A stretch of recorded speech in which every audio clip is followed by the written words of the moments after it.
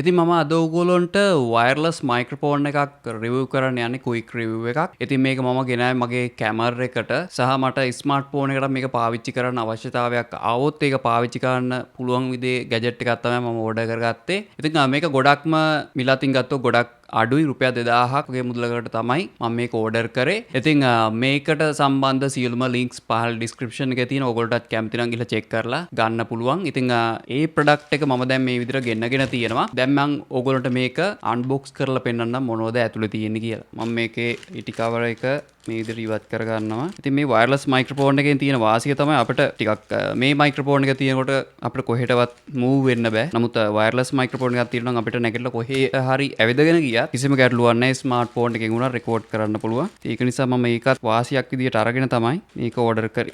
මේ තමයි බොක්ස් එකේ පෙන්නන විදිය. මම හිතුවට වඩා ක්වොලිටි බොක්ස් එකක් එක්ක තමයි ඇවිල්ලා තියෙන්නේ. ඉතින් ඔයගොල්ලන්ට පේනවනම් මේක තමයි බොක්ස් එක.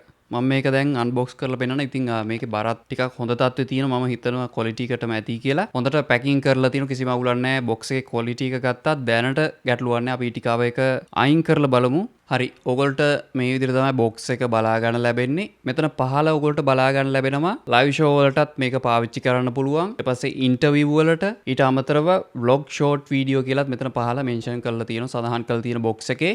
ඊට පස්සේ මේ පැත්තේ අපිට වයර්ලස් කියලා සඳහන් කරලා තියෙනවා. ඒ කියන්නේ මේ මයික්‍රොෆෝන් වයර් තියෙනව නෙවෙයි වයර්ලස්. ඉතින් ඔයගොල්ට බොක්ස් එක බැලුවමත් ඒක හොඳටම බලා ගන්න පුළුවන්. ඊට අමතරව උඩ ගහලා තියෙනවා වයර්ලස් ලැවලියර් මයික්‍රොෆෝන් කියලා මේ උඩින් තියෙනවා. ඔයගොල්ට පැහැදිලිව බලා ගන්න පුළුවන්. ඊට අමතරව මේ බොක්ස් එකේ සයිඩ් එකෙන් සඳහන් කරලා තියෙනවා 1 to 1 කියලා ඒ වගේම 1 to 2 කියලා. ඒ කියන්නේ අපි පළවෙනි ටයිප් එකෙන් තෝරලා ගෙන්න ගත්තා නම් එක පුද්ගලයෙක්ට විතරයි මේ මයික්‍රොෆෝන් එක පාවිච්චි කරන්න පුළුවන්. දෙවෙනි ටයිප් එකෙන් මම තෝරලා තියෙන. ඒ කියන්නේ පුද්ගලයන් දෙන්නෙක්ට මේක පාවිච්චි කරන්න පුළුවන්. ඊට අමතරව තවත් විස්තර මෙන්න මේ විදිහට සයිඩ් එකෙන් සඳහන් කරලා තියෙනවා. එහෙනම් අපි වැඩිලා ගන්නතු මේක අන්බොක්ස් කරලා බලමු. මේක මේ විදිහට සයිඩ් එකට තල්ලු කරන්න වගේ තියෙන්නේ. මේ විදිහට තල්ලු කරන් පස්සේ මයික්‍රොෆෝන් එක මේ විදිහට ගන්න පුළුවන්. බොක්ස් එකේ ඇතුලේ. මෙන්න මේ විදිහට වින්ඩ්ෂීල්ඩ් දෙකක් තියෙනවා. දෙකම බීමට වැටුණා. මේ විදිහට ඕපන් කරන් පස්සේ මේ විදිහට බොක්ස් එක තියෙනවා. ඊට පස්සේ මෙන්න මේ විදිහට තමයි තියෙන්නේ මයික්‍රොෆෝන්. ඔයාලට පේනවා ඇති මේකේ තියෙනවා කන්වර්ට් එකක්. අපිට පුළුවන් USB type C එක සාමාන්‍ය ස්ටෑන්ඩඩ් USB එකක් කරගන්න පුළුවන්. මේ විදිහට ඇඩැප්ටර් එකක් තියෙනවා. ඊට අමතරව මෙන්න මේ වගේ මයික්‍රොෆෝන් දෙකක් තියෙනවා. මෙන්න මේ විදිහට තව එකක් තියෙනවා. ඊට අමතරව ප්‍රධානම කොටස තමයි අපේ කැමරා එකට ස්මාර්ට් ෆෝන් එකට එහෙම නැත්නම් iPhone එකට උනක් කනෙක්ට් කරන්න පුළුවන්. මෙන්න මේ විදිහේ කොටසක් තියෙනවා. මේකට කියන්නේ ට්‍රාන්ස්මීටර් එකද රිසීවර් එකද? රිසීවර් එක මට මතක විදිහට. ඉතින් මෙන්න මේ කොටස අපිට කැමරා එකට ස්මාර්ට් ෆෝන් එකට හැබැයි ස්මාර්ට් ෆෝන් වල Type C ෆෝන් එකක් තියෙනවා නම් තමයි පුළුවන්. ඒ වගේම iPhone එකක් තියෙනවා නම් ඔයගොල්ලෝ මෙන්න මේ විදිහට බලා ගන්න ලැබෙනවා. ලං කරලා බැලුවොත් එහෙම මෙන්න මේ විදිහට තමයි ඔයගොල්ලන්ට පේන්නේ. මම මේක ඇත්තටම කියන ස්මාර්ට් ෆෝන් එකට නෙවෙයි. හැබැයි මට ස්මාර්ට් ෆෝන් එකකට පාවිච්චි කරන්න පුළුවන්. ඒ වගේම කැමරා එකටත් පාවිච්චි කරන්න පුළුවන්. ඊට අමතරව මේකේ පිටිපැත්තේ මේ විදිහට USB Type C කොටසක් සහ 3.5mm පෝට් එකක් තියෙනවා. එච්චරයි තියෙන්නේ. ඊට අමතරව මේ විදිහට 3.5mm ජැක් එකක් තියෙනවා. ඒ ටික තමයි ඒකේ සඳහන් වෙන්නේ. ඊට අමතරව තවත් තියෙනවා මෙතන ඔන් කරන්න බටන් එකක් තියෙනවා. පවර් බටන් එක මෙතන තියෙනවා. ඊට පස්සේ සාමාන්‍ය මයික්‍රොෆෝන් එකක් ගත්තොත් එකක් මේ විදිහට Type C කොටසක් තියෙනවා. චාර්ජ් කරන්න වගේ අපිට පාවිච්චි කරන්න පුළුවන් වෙයි. වෙනත් මුකුත් නැහැ. ඊට අමතරව පවර් බටන් එක තියෙනවා අර කලින් එකේ වගේම. මෙතන තියෙන පවර් බටන් එක. ඊට පස්සේ මෙතන තියෙනවා අපිට කොටසක් මේකේ තමයි charging wire එක තියෙන්නේ මං හිතන්නේ. බලමු. මෙන්න මේ විදිහට box එකක් පොඩියට තියෙන්නේ. මේක ඕපන් කරලා බලමු. ඉතින් මෙන්න මේ වගේ කේබල් එකක් තියෙනවා. ඒ කියන්නේ supreme quality නැහැ. නමුත් අපිට charge කරගන්න පුළුවන්. අවශ්‍ය දේවල් ඔක්කොම තියෙනවා මේ box එකේ. ඊට අමතරව පහලින්ම තියෙනවා මෙන්න මේ විදිහේ user manual එකක් තියෙනවා. එහෙනම් මම ඔයගොල්ලන්ට ස්මාර්ට් ෆෝන් එකට කනෙක්ට් කරලා පෙන්නන්නම්. ඒ වගේම කැමරා එකට කනෙක්ට් කරලත් මම කොහොමද මේකේ quality එක කියලා ඔයගොල්ලන්ට පෙන්වන්න කරන්න. හරි මගේ ළඟ ස්මාර්ට් ෆෝන් එක තියෙනවා. මම මේකට දැන් කනෙක්ට් කරලා ඔයගොල්ලන්ට පෙන්නන්නම් කොහොමද වැඩ කරන්න කියලා. මේකේ Type C port එකක් තියෙනවා ෆෝන් එකේ. මම එතෙන්ට මේ කොටස සම්බන්ධ කරලා පෙන්නන්නම්. කනෙක්ට් කරලා power button එක press කරගෙන හිටියන් පස්සේ මේ විදිහට on වෙලා ඔයගොල්ලන්ට පේන ඇති බල්බ් එකක් පත් වෙනවා. ඊට පස්සේ මම මාළඟ තියෙන මයික්‍රොෆෝන් එකෙත් ඒ විදිහටම ඔන් කරගෙන ඉන්නවා. අපි බලමු කොහොමද පෙන්වන්නේ කියලා. ඉතින් මෙන්න මේ විදිහට පිටිපැත්තෙන් ඔන් වුණා.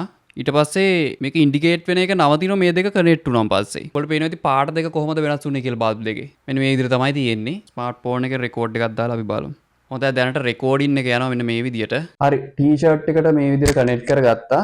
ඔයගොල්ලන්ට පේනවා ඇති දැනට රෙකෝඩ් එක යනවා. මම සාමාන්‍යයෙන් ගානට කතා කරන්නේ. ඒක ඕනට වඩා සමහර වෙලට ඇහෙනවත් ඇති. මොකද ඉතින් රුපියල් 2000කට බලාපොරොත්තු වෙන්න පුළුවන් ක්වොලිටි එක මේකේ තියෙනවා. මොකද අනිත් එක වයර්ලස්. ඒක නිසා මම හිතනවා මේ ක්වොලිටි එක හොඳ ඇති කියලා. මම දැන් මේක පොඩ්ඩක් චෙක් කරලා ඉවරලා මම ඊට පස්සේ ඔයගොල්ලන්ට විස්තර කියන්නම් කොහොමද මේකේ ක්වොලිටි එක කියලා.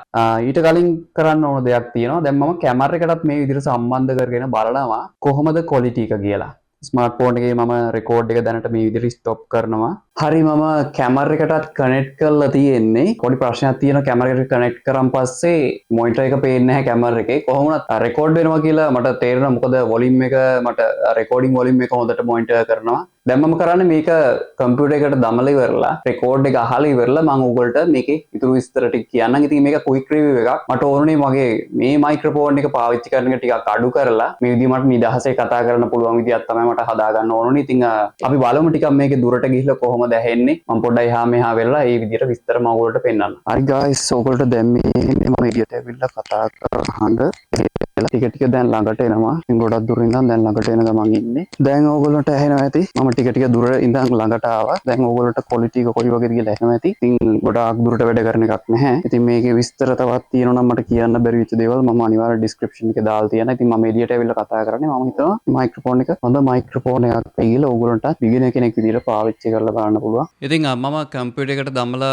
පොඩ්ඩක් බැලුවා. ඉතින් අර රුපියල් 2000කට ලොකු දෙයක් බලාපොරොත්තු වෙන්න බෑ. නමුත් අපිට රෙකෝඩින් එකක් කරන්න පුළුවන්. ඔයා බිගිනර් කෙනෙක් නම් ඔයාට ස්මාර්ට් ෆෝන් එකක් තියෙනවා. ස්මාර්ට් ෆෝන් වලට ඇත්තටම මේක ගොඩක් වැදගත්. මොකද රුපියල් 2000කට වයර්ලස් මයික්‍රොෆෝන් එකක් ගන්නවා කියන්නේ ඩුවල් මයික්‍රොෆෝන් එකක්. ඉතින් මේක දෙන්නට පාවිච්චි කරන්න පුළුවන් ඉන්ටර්විව් එකක් කරනකොට ලයිව් එකක් යනකොට උනත් ඕනම දෙයකට ස්මාර්ට් ෆෝන් එකත් එක්ක මේක ගොඩක් වැදගත්. කැමරා වලට වඩා මේක ස්මාර්ට් ෆෝන් වලට තමයි ගොඩක්ම සෙට් වෙන්නේ. ඉතින් කොහොමවත් මං හිතුවා මේක රුපියල් 2000කට තියෙන නිසා ගෙනල්ලා බලන්න ඕන කියලා. ඉතින් මයික්‍රොෆෝන් එක ඇත්තටම අවුලක් නැහැ. කියන්නේ හොඳම ක්වොලිටි එකක් නෙවෙයි. අර DJI එහෙම නැත්නම් Rode වගේ ක්වොලිටි එක අපිට ගන්න බෑ. ඒ වගේ හොඳ සවුන්ඩ් ඒ කියන්නේ වොයිස් ක්වොලිටි එක ගන්න බෑ. නමුත් අපිට සාමාන්‍යයෙන් වොයිස් රෙකෝඩ් එකක් කරගන්න කියන්නේ කන්ටෙන්ට් ක්වොලිටි එක හොඳට තියෙනවා නම් අපේ වොයිස් එක පැහැදිලි නම් එච්චරයි අපිට වීඩියෝ එකේ අවශ්‍ය වෙන්නේ. ඉතින් ඒක නිසා මේක ගැටලුවක් නෑ. ඉතින් මම හිතුවා මේක මම ගෙනාවේ ඇත්තටම ටෙස්ට් කරනත් එක්ක මොකද ලොකු ගාණක් වියදම් කරනකොට වඩා මෙහෙම පොඩි මයික්‍රොෆෝන් එකක් පොඩි අඩු ගාණකට ගෙනල්ලා කොහොමද කියලා බලන්න ඕන කියලා හිතුවා. ඉතින් ඒක නිසා තමයි ඔයගොල්ලන්ට මේ වීඩියෝ එක අරගෙන ආවේ. ඉතින් මම හිතනවා ඔයගොල්ලන්ට මේකෙන් අයිඩියා එකක් ගන්න පුළුවන් වෙයි කියලා. ඉතින් වීඩියෝ එක හොඳ නම් අනිවාර්යෙන් ලයික් කරන්න අමතක කරන්න එපා. සබ්ස්ක්‍රයිබ් කරලා නැත්නම් සබ්ස්ක්‍රයිබ් කරන්න. ඊට අමතරව ඔයගොල්ලන්ට ක්වික් රිවිව් කරපු එහෙම නැත්නම් අන්බොක්ස් කරපු වීඩියෝස් ඔයගොල්ලන්ට බලා ගන්න ලැබෙන ඉවත් නරඹන්න කියලා ආරාධනා කරනවා. ඉතින් මතක ඇතිව සබ්ස්ක්‍රයිබ් කරලා එහපත තියෙන බෙල් එකෙන් ක්ලික් කරලා ඔයගොල්ලන්ට පුළුවන් දිගටම channel එක අතර ඇඳලා ඉන්න. ඉතින් මේ වගේ තවත් වීඩියෝ එකේ හැමතිස්සෙම සුබ දවසක්. අපි ඊළඟ වීඩියෝ එකේ අනිවාර්යෙන් හමු වෙමු.